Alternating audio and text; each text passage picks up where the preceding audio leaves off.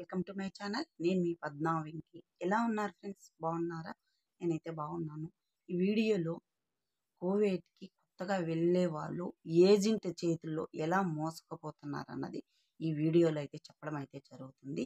అంతకన్నా ముందుగా మన ఛానల్ని కొత్తగా చూసినట్టయితే లైక్ చేయండి, షేర్ చేయండి. ఫ్రెండ్స్ ఉంటే సబ్స్క్రైబ్ అయితే అస్సలు మిస్ అవ్వద్దండి. సబ్స్క్రైబ్ చేసుకుంటే నేను పెట్టే ప్రతి వీడియో కూడా మీకు నోటిఫికేషన్ అన్నది రావడం అయితే జరుగుతుంది. ఇంకా ఈ వీడియోలో చెప్పేది ఏంటంటే వినండి, కరెక్ట్గా వినండి. మధ్యలో ఆపేసి వెళ్తే అస్సలు ఏమీ అర్థం కాదు. మళ్ళీ చూద్దామని అనుకుంటే కూడా వీడియో అనకాని వీడియో యూట్యూబ్లో కొన్ని వేల లక్షల వీడియోస్ ఉంటాయి, దొరకాలంటే దొరకదు. కాబట్టి లాస్ట్ వరకు చూస్తే మీకు ఏం చెప్పినానన్నది కరెక్ట్గా అన్నది అర్థమవుతుంది.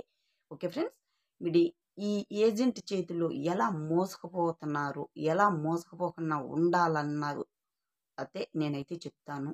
కరెక్ట్గా వినండి.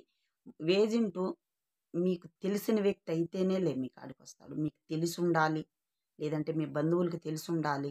వచ్చిన తర్వాత మీకు ఆ మనిషి మీద నమ్మకం కలిగితే ఏం పనికి పెడుతున్నావు, ఇంట్లో పనికా, బయట పనికా, ఆఫీసులో పనికా అన్నది కరెక్ట్గా తెలుసుకోవాలి. ఒకటి.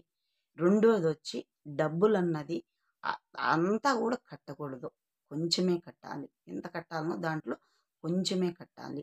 ఇంకా మూడోది, మళ్ళీ మాకు ఏదైనా ఇబ్బంది వస్తే నువ్వు మాకు ఖచ్చితంగా షూరిటీ ఉంటావా అనేది అడగాలి. ఈ మూడు అన్నది ఖచ్చితంగా మీరు పర్టికులర్గా అడిగి తెలుసుకొని ఫాలో అవ్వండి.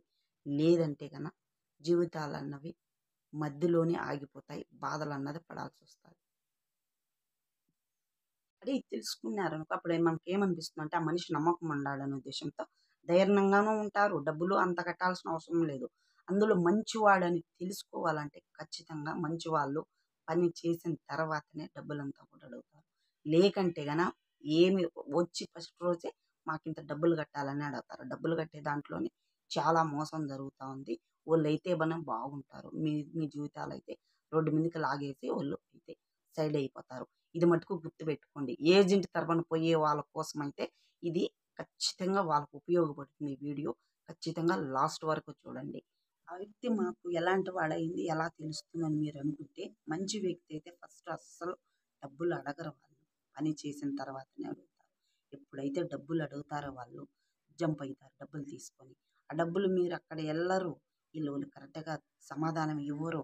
అలాంటప్పుడు బాధపడేది ఎవరు? మీరే. కాబట్టి డబ్బులైతే ఫస్ట్ ఇవ్వకండి. తెలిసిన వ్యక్తి అయితేనే ఇవ్వండి. అది ఏ పనికి? తెలిసిన వ్యక్తి తీసినా కూడా ఏం పనికి?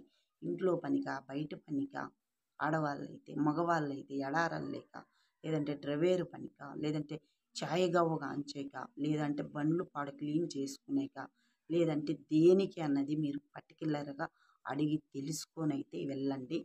తెలుసుకొని వెళితే మీ సేఫ్టీ కోసం అయితే నేను చెప్తున్నాను.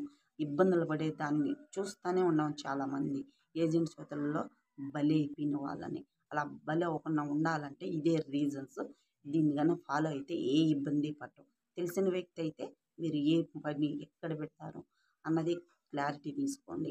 డబ్బులు ఇవ్వండి, అంతా ఇవ్వకూడదు, అర్థమైనా ఇవ్వండి. మీ ఇష్టం అది. మీరు మాట్లాడుకుని ఆ మనిషి నమ్మకాన్ని బట్టి డబ్బులు అయితే ఇవ్వండి.